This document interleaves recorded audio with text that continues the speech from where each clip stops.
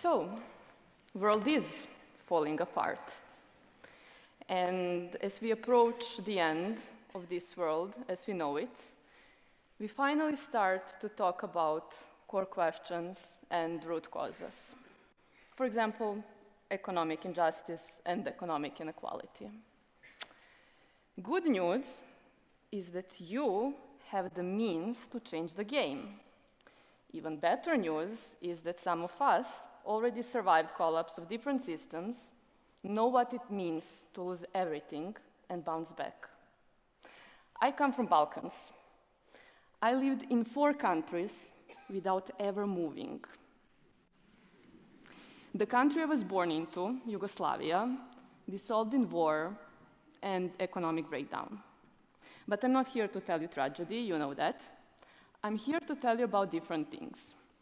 About building things that go against the dominant current. About imagination, about experimenting, self-destruction, and then aiming to heal and repair and find something that is more caring and more nurturing.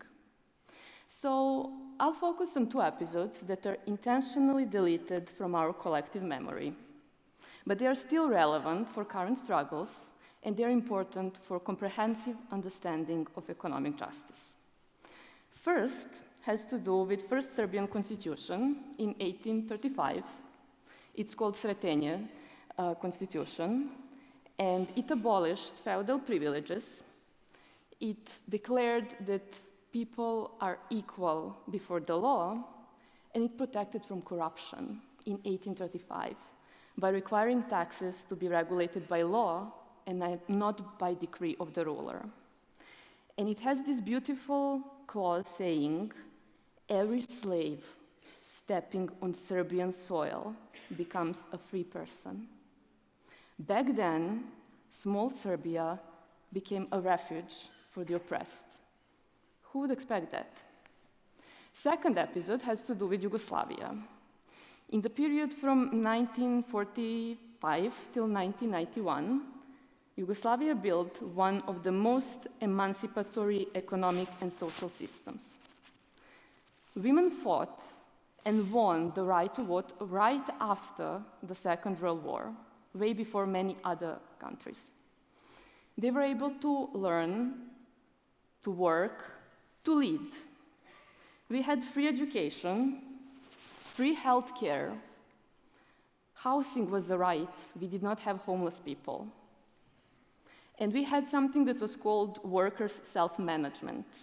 It was an experiment in economic democracy, where working people supposed to have a say in how profit is being allocated in the society for the common good. Was it perfect? No.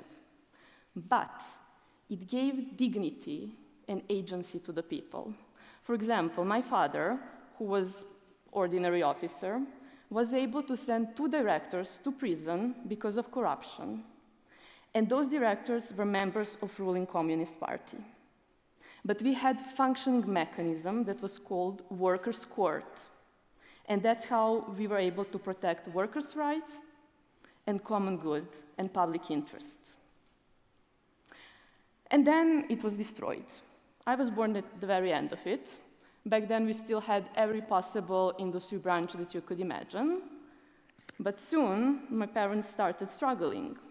So imagine that you were working for a month, and by the end of the month, you receive salary, and then there is spiraling inflation, and the only thing you can buy is 1 egg. Soon enough, there was no salary. So you were receiving goods that your factory was producing.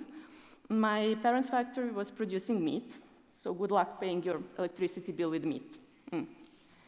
Fast forward, privatizations happened, and it was total amputation of our economy.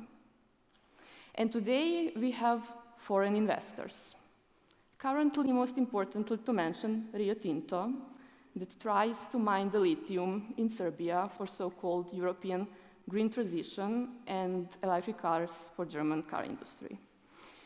So, and there is not just Rio Tinto, there is also Canadian Dundee, bunch of Chinese companies aiming for what is called critical materials for green transition. Is it green if it's being done at the expenses of countries like Serbia? Is it fair if you have it green, but our environment is being polluted, our agriculture is being killed, we are all going to become oncological patients, and we will not be able to move anywhere? Is it green? Is it just? And now we are being asked to build back better. I'm asking, how? For whom? Last year, I did a research on status of women in activism in Serbia. Results were terrible, of course. Everybody are overworked and underpaid. So half of the respondents said that every time they are professionally engaged, they actually do not get a proper contract, meaning their labor rights are not protected, they do not have access to benefits that they are entitled by law, which is a bare minimum. And then 45% of women activists do not have access to proper health care. Situation is even worse when they need to take care of their dependent family members. 60% of them cannot do that. And only a quarter is able to take a sick leave, recover, and come back. And these are the people that are holding community together while being asked to do that on crumbs. I recently witnessed a situation where community needed to gather to take decision on a course of action, but they received peanuts. So my question to all of us is, how do we imagine this to function? Why do we assume the costs of people on the front lines are lower than ours? Why are we entitled to beautiful venue like this, comfy hotel, appropriate transportation, and they do not have means for all of that? What we expect them to cut when we give them small support? The only thing that they can cut is compensation for their already undervalued work, and that leaves them in the limbo of precarity. So I'm asking us all, when we are talking about justice and economic justice, it also applies to civil society, it also applies to movements. So fund people's labor rights, invest in decent working conditions. Isn't that hard?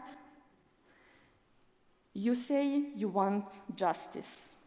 Justice is not cheap. And then injustice is even more expensive.